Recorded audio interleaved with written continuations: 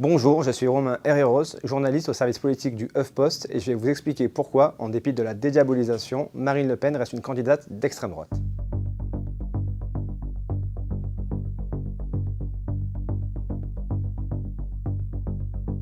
Premièrement, la candidate s'inscrit dans une histoire qui est celle du Front National, issu du mouvement nationaliste Ordre Nouveau, une formation politique d'extrême droite familiale qui n'a connu que 2 présidents en 40 ans d'existence, Jean-Marie Le Pen et Marine Le Pen. Lors de son accession à la présidence en 2011, l'héritière veut dédiaboliser un parti qui compte encore trop de profils sulfureux, racistes, négationnistes ou antisémites.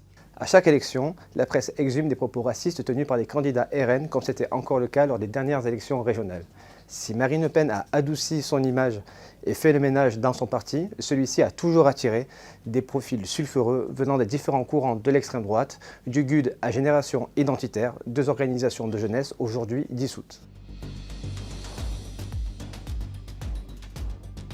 Sur l'immigration par exemple, Marine Le Pen et Éric Zemmour proposent exactement la même chose. Préférence nationale, suppression du droit du sol, expulsion massive, seule différence, la rémigration, un terme que refuse Marine Le Pen car trop connoté politiquement.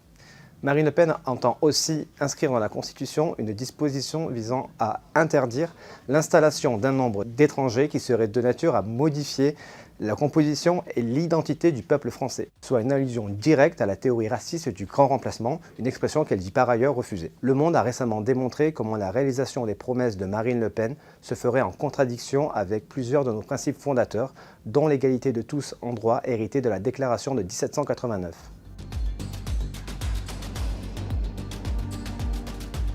Avec les discriminations légales qu'elle entend instaurer, Marine Le Pen défend une vision organiciste de la société, c'est-à-dire une nation unie qui serait menacée par des corps étrangers. Méfiance envers les élites, mépris pour les syndicats, défiance à l'égard de la presse, voire pire, lorsque des journalistes sont interdits de meeting, Marine Le Pen agrège aussi plusieurs marqueurs qui appartiennent à ce courant politique, comme aussi la complaisance à l'égard des régimes autoritaires, comme on l'a vu récemment avec la Russie de Vladimir Poutine.